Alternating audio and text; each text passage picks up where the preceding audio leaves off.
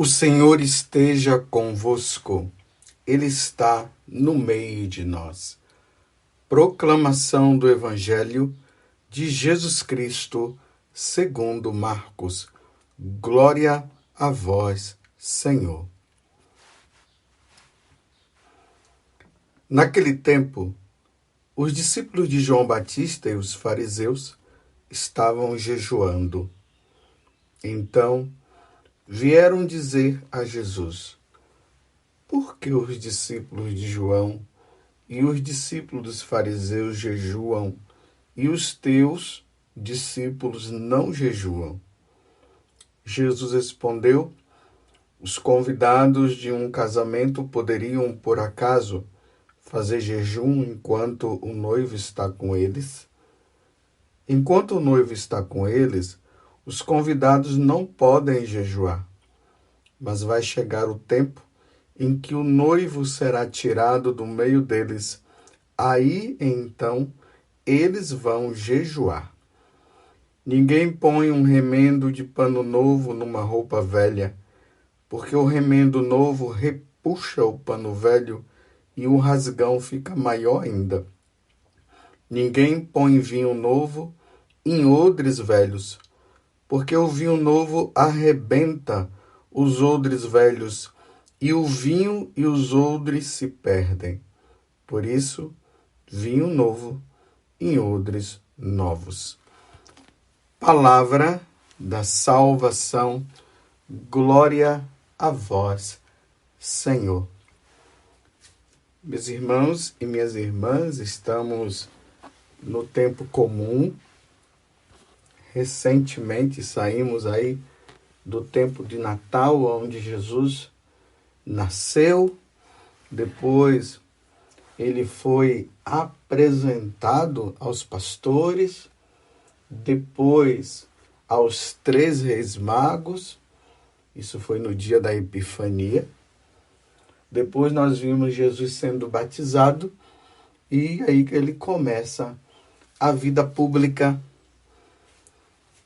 Essa missão grandiosa de Jesus, que veio do céu para nos redimir, para nos salvar, para nos reconciliar com o Pai, para vencer a morte, vencer o pecado e vencer o diabo, o nosso grande inimigo. Porque ele odeia Deus, ele não se reconcilia com Deus e ele quer que nós pequemos para nós ofendermos a Deus também como ele ofende. E nós estamos aí nessa caminhada. Jesus agora está ali respondendo essa pergunta que os fariseus estão fazendo.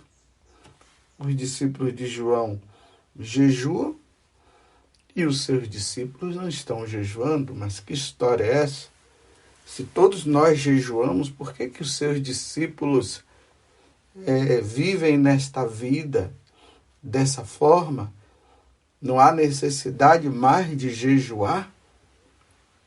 Então Jesus responde que uma vez que ele, sendo o noivo, porque é uma comparação que Jesus está fazendo, quando o noivo, a noiva, quando está ali na festa de casamento, todo mundo está feliz. E ali é uma festa. Imagine uma pessoa estando no casamento lá triste. Imagine os noivos tristes, os convidados tristes. Não existe isso. Numa festa de casamento só há alegria. Então Jesus agora ele faz a comparação, que ele é o noivo, a igreja, que somos nós, é a noiva. E uma vez que o noivo e a noiva estão ali, simbolizado entre ele e os apóstolos, só felicidade e só alegria. É por isso que o céu é sempre comparado como um casamento, como uma festa de casamento, justamente para nós entendermos a felicidade que é o céu. Mas aí Jesus continua dizendo, mas vai chegar um tempo em que o noivo será tirado do meio deles. Aí então eles vão jejuar. É importante notar o verbo que Jesus está usando. O verbo é tirar. Ele será tirado do meio deles. Aí eles vão jejuar. Eles vão entrar numa tristeza muito grande. Aí eles jejuarão. Então, tirado. Esse noivo será tirado.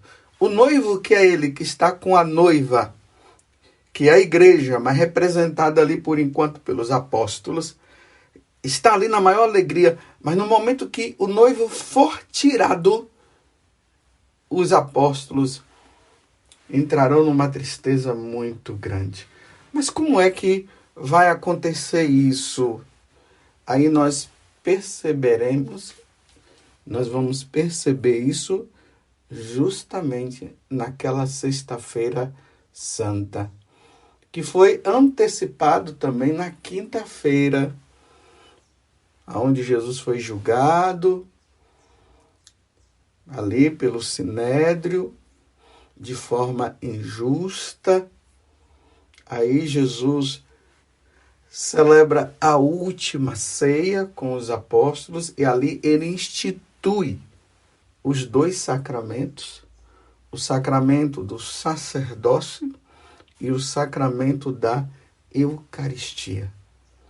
E aí, no dia seguinte, ou melhor, durante a noite, acontece a traição de Judas. E Judas entrega nosso Senhor nas mãos ali do Sinédrio.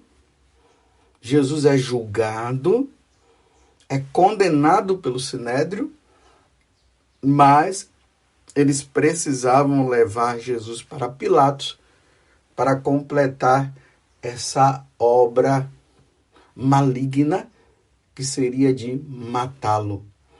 Como o Sinédrio não podia matar, ou melhor, a parte civil, a parte religiosa não podia fazer isso, eles levam para a parte civil e entrega nas mãos de Pilatos e força Pilatos a matar.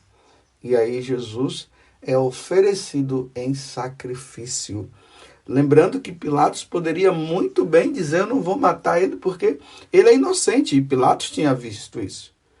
Mas com medo do pessoal levar o nome dele para César e ele ser punido por César, porque Jesus se dizia ser rei, e para ele rei era César.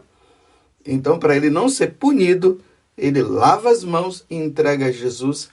E aí nós vamos vendo, primeiramente, aquele julgamento severo.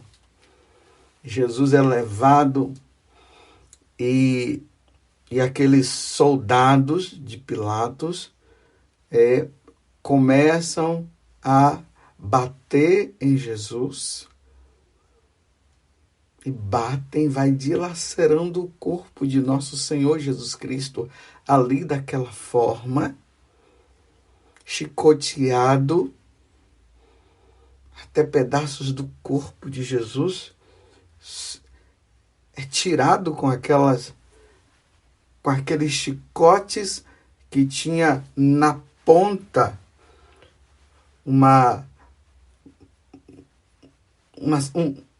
um ferrinho com umas pontinhas que quando batia, não somente cortava, mas tirava pedaço do corpo. Depois eles mandam parar, porque não era ali que ele deveria morrer. Ele deveria morrer na cruz. E aí é levado para Pilatos. Pilatos tenta fazer de tudo para Jesus não ser crucificado. Aí o pessoal começa a dizer, crucifica-o, crucifica-o, crucifica-o. e Jesus é trocado. Pilatos tenta fazer de tudo mais uma vez, então diz que na Páscoa geralmente se deixava soltar uma pessoa, se eles não queriam, então, no caso, prender, deixar Barrabás preso para que Jesus pudesse ser solto, e eles continuaram dizendo: crucifica-o, crucifica-o. E aí Pilatos lava as mãos e dá a sentença dele ser crucificado. Aí Jesus vai passando por aquelas ruas de Jerusalém até chegar lá fora das muralhas, aonde estava o Calvário, aquele monte chamado Monte da Caveira, e ali Jesus, depois de ter levado aquela cruz pesada às costas, ele deita e eles começam a crucificá-lo, e aí Jesus é erguido e ali ele fica crucificado e pede perdão ao Pai por nós. Pai, perdoa-lhes porque não sabem o que fazem. E depois ele diz: em tuas mãos eu entrego o meu espírito. E aí ele salva a todos nós. É diante de toda esta situação que agora os discípulos entram numa atitude de penitência, de jejum, de oferecimento junto com Jesus. Aí dá para entender agora quando Jesus diz: quando ele for tirado do meio do povo, aí eles irão jejuar.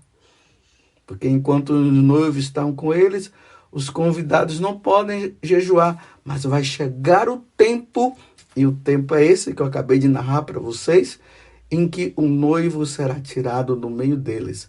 Aí então eles vão jejuar. Jesus se oferece em sacrifício.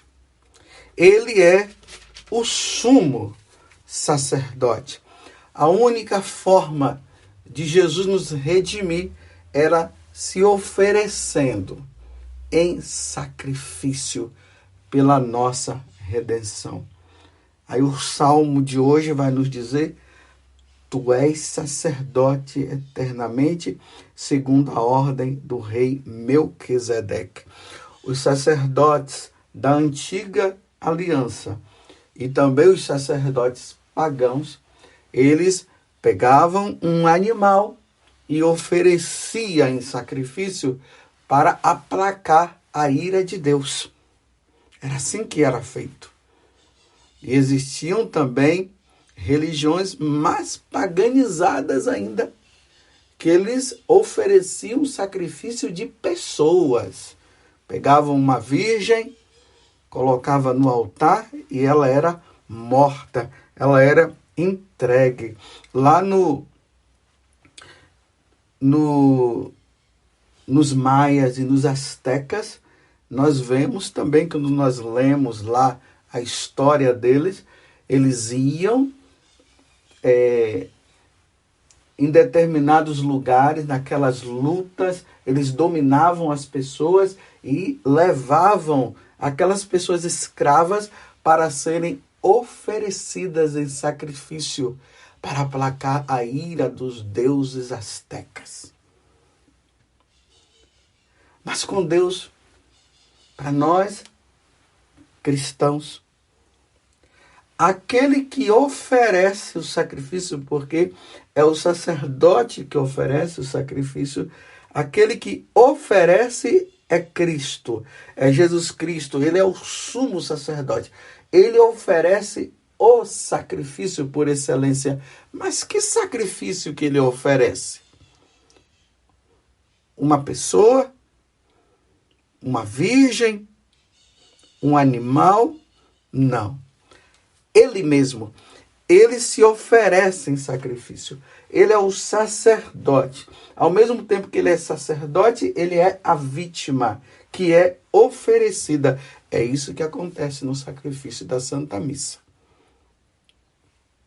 Aí, a carta aos Hebreus faz uma belíssima definição. Então, a carta aos Hebreus, capítulo 5, do versículo 1 até o 10º, lá diz: todo sumo sacerdote é tirado do meio dos homens e instituídos em favor dos homens nas coisas que se referem a Deus, para oferecer dons e sacrifícios pelos pecados. É oferecido o sacrifício. Todo sacerdote agora, tirado do meio do povo, ele foi constituído para as coisas referentes a Deus, para oferecer sacrifícios pelos pecados, pelos seus pecados. Primeiro pelo pecado dele e também pelos pecados de todo o povo. Eles sabem ter compaixão dos que estão na ignorância e no erro, porque ele mesmo está cercado de fraqueza. Todo sumo sacerdote, vou ler de novo, é tirado do meio dos homens, instituído em favor dos homens, nas coisas que se referem a Deus, para oferecer dons e sacrifício pelos pecados. Por isso, ele deve oferecer sacrifício tanto pelos pecados do povo, quanto pelos pecados seus, pelos seus próprios pecados. Eis aqui o que acontece. Jesus, ele é o sacerdote que oferece o sacrifício à vítima, que é ele mesmo, pelos nossos pecados. Jesus não ofereceu pelos pecados dele. Mas todos nós sacerdotes, eu, por exemplo, o seu pároco, quando está ali na celebração da Eucaristia, na Santa Missa, os dons são colocados ali no altar, que serão transubstanciados no corpo e no sangue de Jesus, que será oferecido em sacrifício pela minha redenção e pela sua redenção. Você compreendeu? Quando Jesus foi tirado, ele foi tirado para isso, quando o Verbo divino se encarnou, ou seja, a segunda pessoa da Santíssima Trindade. Ele veio à Terra, ele veio para este momento. É interessante que Santo Afonso Maria de Ligório, ele diz o seguinte, que Jesus ele veio do céu para celebrar a missa. Ele desceu do céu para isso. Ele vem, o Verbo se faz carne, Deus se faz homem, para que ele tenha esse corpo para ser oferecido em sacrifício por mim e por você, por todos nós. E o sacerdote devidamente ordenado pela Igreja Católica, só ele é capaz de fazer esse oferecimento, porque ele é o outro Cristo, ou melhor, ele é o Cristo. É o Cristo que se oferece naquele momento. Então, na hora que você está ali participando da Santa Missa, e está lá aquele padre que foi tirado do meio do povo, que você viu até a ordenação dele, você participou. De repente você acompanhou ele em todo o processo. Ele morava aí na sua cidade, de repente ele sentiu o chamado, porque é Deus quem chama, não é ele mesmo que vai, é Deus quem chama. Ele entrou no seminário, passou por aqueles anos de estudos, você viu o dia em que ele foi ordenado diácono, depois ele foi ordenado sacerdote pelo bispo, o bispo ordenou, e agora ele está ali no altar, em frente ao altar, Aquele altar, ali naquela igreja, na igreja matriz ou naquela capela, aquele altar que está ali, o povo leva as ofertas são colocadas naquele altar ali é a cruz de Cristo, é o Calvário, e ali as ofertas são colocadas e o sacerdote vem e faz aquele oferecimento e aquela oferta do pão e do vinho. Na hora que ele impõe as mãos, a epíclase, o Espírito Santo vem sobre aquelas ofertas e ali é transubstanciado no corpo e no sangue de nosso Senhor Jesus Cristo. Aqui nós vamos lembrando a Quinta-feira Santa, foi isso que aconteceu. Isto é meu corpo, isto é meu sangue. E ali Jesus é oferecido pela nossa redenção. Aquele sacerdote que está ali, que você conheceu, que talvez você tenha visto ele quando ele nasceu, você foi companheiro dele, você foi amigo dele. Em um determinado momento Jesus o chamou e ele foi. Agora, aquele amigo seu, ele está ali, ele é a pessoa de Cristo que está oferecendo o Senhor pela nossa redenção. Meu Deus, que mistério! Que mistério! Deus poderia ter chamado os anjos para que isso fosse feito, mas não. Ele quer que seja nós mesmos. Ele faz com que o homem seja esse Cristo que oferece o sacrifício pela nossa redenção. Meus irmãos, não deixem de participar da missa. E nos tempos que nós estamos vivendo hoje, nós precisamos aí participar mesmo da missa com toda a intensidade. E nós, sacerdotes, precisamos cada vez mais levar a sério a nossa vocação, oferecer, porque os tempos são maus. Os tempos só não estão piores, meus irmãos, porque o sacrifício de nosso Senhor Jesus Cristo é renovado todos os dias, toda hora, em todo momento. Aí, claro, Satanás sabe disso. Satanás sabe da importância da Santa Missa. Ele sabe a importância do sacerdote, daquele amigo seu que foi escolhido pelo Senhor e que agora está oferecendo sacrifício. Ele sabe a importância. Aí o que é que ele está fazendo? Ele está procurando denegrir a imagem do sacerdote, justamente para você não participar da missa, para não ter missa. E aí nós vamos entendendo o porquê que nas aparições de Nossa Senhora ela fala das perseguições que virão, e as perseguições que virão serão justamente aos bispos e sacerdotes, porque não tendo bispo e não tendo sacerdote, não vai ter missa, não tem atualização do sacrifício. Mas graças a Deus, as portas do inferno não vão prevalecer contra a igreja. Isso não vai acontecer de faltar sacerdote, mas haverá uma investida muito grande de Satanás para derrubar, para acabar com os sacerdotes.